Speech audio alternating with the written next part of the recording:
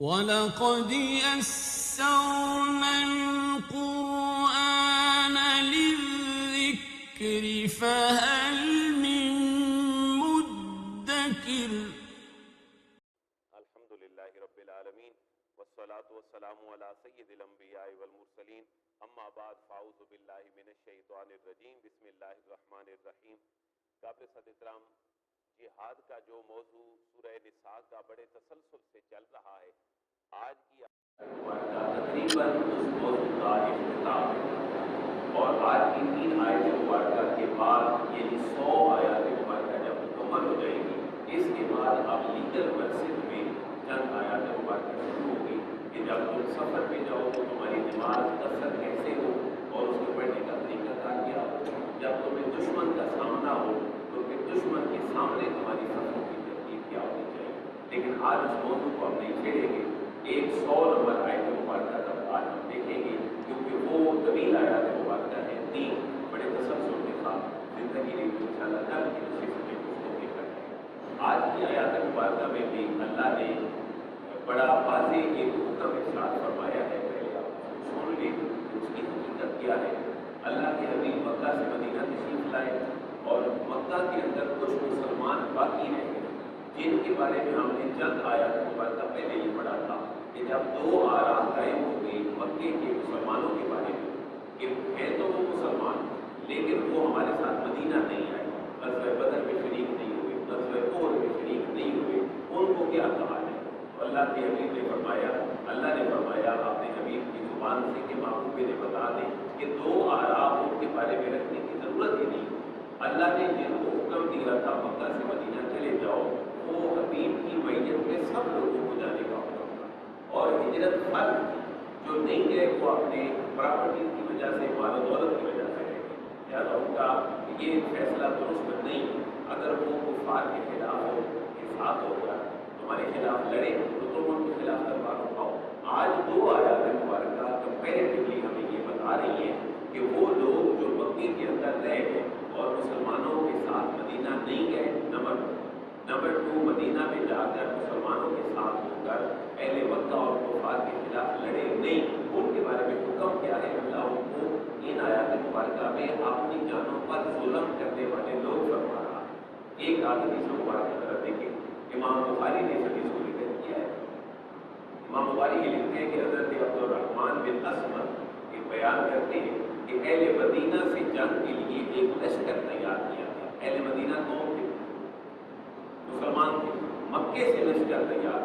اور مکے والے لشکر تیار کر کے لے گئے. عبدالرحمن بن اسمر کہتے ہیں میرا نام بھی اس لشکر کے اندر تھا کہ تم نے بھی جانا ہے اور اہل مدینہ سے لڑائی کرنی. کہتے ہیں اس وقت حضرت ابن عباس، حضرت عبداللہ بن عباس رضی اللہ تعالیٰ عنہ کے آزاد کردہ ایک غلام تھے، حضرت اکرمہ جو بعد میں دار اسلام میں داخل ہوئے،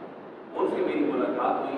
تو حضرت عبدالرحمن بن اسمر کہتے ہیں انہوں نے مجھے اس جنگ میں شامل ہونے سے سختی سے منع فرمایا کہ تم نے اس جنگ میں شامل نہیں ہونا، اور یہ کہا کہ حضرت ابن عباس نے مجھے یہ خبر دی ہے کہ مکے کے کچھ مسلمان، یعنی جو ہجرت کر کے نہیں، مکہ کے کچھ مسلمان جنگ بدر میں مشرکین کی تعداد بڑھانے کے لیے ان کے ساتھ تھے، اور یہ لشکر رسول اللہ سے لڑنے کے لیے آیا. آپ کے لشکر کی طرف سے کوئی تیر آ کر ان مسلمانوں کو لگتا اور یہ مسلمان ہلاک ہو جاتے یا لڑائی میں مارے جاتے. آپ حکم کیا تھا ان لوگوں کے آئے مکہ کی طرف سے اور لڑائی کی اہل مدینہ کے ساتھ، اور اہل مدینہ سے رسول اللہ. اب وہاں مسلمانوں نے جو تیر چلائے اور گرے ان لوگوں کے اوپر جو مکہ سے مسلمان آئے تھے کفار کے ساتھ، ان کا حکم کیا ہے؟ ترجمہ دیکھیں، وہاں آپ کو ان الذین توفاهم الملائکۃ ظالمی انفسهم قالوا فیما کنتم. ان الذین، بے شک وہ لوگ، توفاهم جن کو پورا بدلہ دیتے ہیں، یعنی جن کی زندگی وفا کر چکی ہے، جو جن کی روح جو ہے وہ اس حال میں قبض ہوئی ہے اور ملائکہ نے قبض کی ہے. یہاں پر ملائکہ جو ہے یہ سبجیکٹ اور فائل مان رہا ہے. ان الذین، بے شک وہ لوگ، توفاهم جن کی جان قبض کی ہے، روح قبض کی ہے، الملائکہ تو ملائکہ نے یعنی فرشتوں نے، وہ ظالمی انفسہم اس حال میں ان کی روح قبض ہوئی ہے کہ ظالمی انفسہم وہ اپنے نفسوں پر ظلم، اور ظلم کیا تھا؟ کہ اللہ کے معبود کے لشکر کے خلاف وہ اس لشکر میں شامل تھے جو اہل مکہ کا کفار مشرکین کا لشکر تھا۔ اب وہ لوگ جن کی ملائکہ نے روح اس حال میں قبض کی کہ وہ اپنی جانوں پر ظلم کرنے والے تھے، تو فرشتوں کے ساتھ ان کی ڈیبیٹ کیا ہو، قالوا فیما کنتم، قالوا فرشتے کہتے ہیں، فرشتے سوال کرتے ہیں، پوچھتے ہیں فیما کنتم، تم کس حال میں تھے، اس معاملے میں تم کس حال کے اوپر تھے، قالوا كنا مستضعفین فی الارض، اب عذر اور ایکسکیوز کیا تھا، قالوا انہوں نے کہا، انہوں نے جو لشکر کفار کے لشکر میں شامل تھا اور تھے مسلمان، انہوں نے کہا کنا، ہم تھے مستضعفین،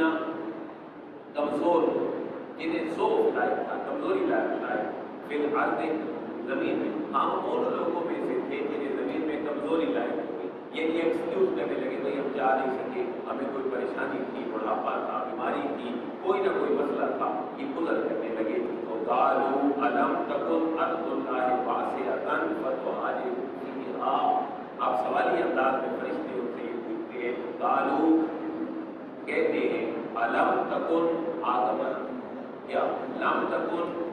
نہیں ہے یا نہیں تھی، ارض اللہ اللہ کی زمین، واسعۃ وسیع، کیا اللہ کی زمین کشادہ اور وسیع نہیں تھی، فتہاجروا فیہا، فاطمہ پس تو ہاجروا تو ہجرت کر لیتے، فیہا اس میں، یہاں تو تم کمزور تھے، کیا اللہ کی زمین وسیع نہیں تھی کہ تم وہاں چلے جاتے، سوالیہ انداز میں، دھمکی کی آواز میں، اور ان کو ظالم کہتے ہوئے اللہ کا جناب یہ بیان فرما رہا ہے، پھر ان کا ٹھکانہ کیا ہے، فاولئک مأواہم جہنم، فاطمہ بس اولئک، یہ اس میں اشارہ ہے، اشارہ کرنے کے لیے ہم نے گھر بیٹھنے کے لیے پڑھا تھا اسماء اشارہ میں، آزا دو کے لیے، آزان سب کے لیے، آولائے، اور مؤنث کے لیے آذہی، مؤنث کے لیے کریم کے لیے آذہی، دو کے لیے آذان سب کے لیے آولائے، پھر بعید کے لیے مذکر کے لیے ذالے کا، دو کے لیے ذانے کا، سب کے لیے اولائے کا، مؤنث کے لیے دل کا، تانے کا، اولائے کا، اولائے کا، یہ وہ لوگ ہیں مأواہم جہنم، مأوا ٹھکانہ، ان کا جہنم، ان کا ٹھکانہ جہنم ہے۔ آپ دیکھیں ہیں مسلمان لیکن ان کی سارے معاملات کفار کے ساتھ ہیں اور مسلمانوں کو چیٹ کر رہے ہیں، دھوکہ دے رہے ہیں۔ اللہ نے فرمایا ان کا ٹھکانہ جہنم ہے، دوزخ ہے، وساءت مصیرا، اور یہ نہ سمجھا جائے کہ وہ بڑا کوئی آسان سا ٹھکانہ ہے، واؤ اور ساعت برا ہے، مصیرا ٹھکانہ، بہت برا ٹھکانہ ہے۔ اب یہاں دیکھیں کفار اور مشرکین کا ساتھ دینے والے کون ہیں؟ مسلمان، اور لیکن مسلمانوں کے مشن کو نقصان پہنچانے والے، تو اللہ ان کو ظالم بھی فرما رہا ہے اور ان کا ٹھکانہ بھی جہنم۔ آپ ذرا آپ اور میں مشاہدہ کریں جس دور میں ہم رہتے ہیں، اگر ہماری توانائیاں، ہمارا پیسہ اور ہماری فرینڈشپ کفار کے ساتھ اور کفار مسلمانوں کے خلاف لڑ رہے ہیں، تو پھر ٹھکانہ دیکھ لینا چاہیے آج کے مسلمان کو بھی، اس کا ٹھکانہ بھی جہنم، اور صرف ٹھکانہ جہنم نہیں ہے، دنیا میں بھی ذلت اور رسوائی مسلمانوں کا مقدر ہے۔ یہی وجہ ہے کہ 60 ممالک امت مسلمہ کی پوری دنیا کے نقشے پر کوئی کسی ملک کے ساتھ لگا ہے، آپ نے دفاعی معاہدے کو چکا، کوئی کسی اور ملک کے ساتھ لگا ہے، مسلمانوں کا پرسان حال کوئی بھی نہیں، اور انقلاب کے نام پہ پوری دنیا میں مسلمانوں کو جو ہے وہ تباہ و برباد کیا جا رہا ہے، شیعہ کے خلاف سنی کو لڑایا جا رہا ہے اور سنی کے خلاف شیعہ کو لڑایا جا رہا ہے، جہاں مسئلہ کی بات ہے وہاں ایک دوسرے کے خلاف جنگ کرنی جاری ہے، لیکن دیکھنا چاہیے مسلمانوں کا ٹھکانہ ان معاملات میں جانا۔ ہاں کچھ لوگ اگر واقعی کمزور تھے، اللہ ان کو ان کی ایکسیپشن کروا رہا ہے کہ تم مکہ سے مدینہ نہیں ہے، کوئی بات نہیں، تمہاری تو واقعی کمزوری، ابن عباس کہتے ہیں میں اور میری والدہ کمزور لوگوں میں سے، حضور نے فرمایا تھا تمہیں اجازت ہے تم یہ معاملہ نہ بھی کرو تو کوئی بات نہیں۔ حضرت ابن عباس کہتے ہیں کہ آیت شیخ میرے بارے میں نہیں اتری، الا المستضعفین من الرجال، الا سوائے، اب سوائے کس بات میں ہے کہ ظالم نہیں ہے اور ان کا ٹھکانہ جہنم نہیں ہے اور اللہ ان سے ناراض نہیں ہے، وہ کون ہے؟ الا المستضعفین، الا سوائے المستضعفین، باقی کمزور لوگ، من الرجال مردوں میں سے، والنساء اور عورتوں میں سے، والولدان اور بچوں میں سے، لا یستطیعون حیلۃ ولا یہتدون سبیلا، وہ کون لوگ تھے؟ لا یستطیعون، جو طاقت نہیں رکھتے تھے، یستطیعون فعل مضارع، اور تین عربی نہیں بلکہ اب یہ استطاع یستطیع، یستطیع تو ایک طاقت رکھتا ہے، دو طاقت رکھتے ہیں، یستطیعان سب طاقت رکھتے ہیں، یستطیعون پھر پوری گردانے لاگے، لا یستطیعون جو طاقت نہیں رکھتے، حیلتن کسی خفیہ تدبیر، یعنی کوئی نہ کوئی معاملہ ایسا ہے جو انہیں مکہ چھوڑ کر مدینہ نہیں آنے دے رہا۔ باقی وہ کمزور لوگ ہیں، مرد بھی ہو سکتے ہیں، عورتیں بھی ہو سکتی ہیں، بچے بھی ہو سکتے ہیں، ولا یہتدون سبیلا اور یا لا یہتدون وہ راستہ نہیں جانتے، لا یہتدون سبیلا وہ راستہ ہی شاید نہیں جانتے، ان کو مکہ سے مدینہ کوئی بائی ایئر تو نہیں آنا تھا یا پوری ٹرین تو نہیں تھی کہ مکہ سے چلی اور مدینہ چلی گئی، میں سارے مسلمان بیٹھو اور یہ اتنے سینکڑوں کلومیٹر کا فاصلہ طے کر جاؤ۔ اس وقت کے سفر کی ضروریات میں اگر کوئی اتنا بوڑھا تھا کہ چل نہیں سکتا، جا نہیں سکتا، راستہ نہیں پتا، اللہ نے اس کے لیے معافی کرنا فرمایا۔ اب دو باتیں واضح ہو گئی، وہ مسلمان جو تھے مسلمان لیکن تھے مکہ میں، مدینہ نہیں گئے، کفار کے لشکر کے ساتھ شامل تھے، خواہ وہ دین چلاتے تھے یا نہیں چلاتے تھے، لیکن کم از کم مسلمانوں کے اوپر روک کا باعث بنتے تھے کیونکہ مشرکین کی تعداد کو وہ بڑھا رہے تھے۔ اللہ نے ان کو کیا کہا؟ ظالمی نفسوں سے، اپنے نفسوں میں ظلم کرنے والے ہیں، ان کا معاملہ ٹھیک نہیں ہے، اللہ نے ان کا ٹھکانہ دو۔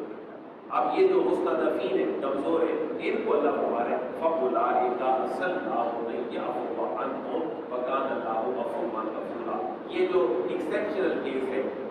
کمزور لوگوں کا، مردوں کا، عورتوں کا، بچوں کا، جس کے بارے میں حضرت ابن عباس کہتے ہیں یہ میرے اور میری ماں کے بارے میں آیت مبارکہ اتری ہے، ہم واقعی کمزور تھے، ہمیں رسول اللہ نے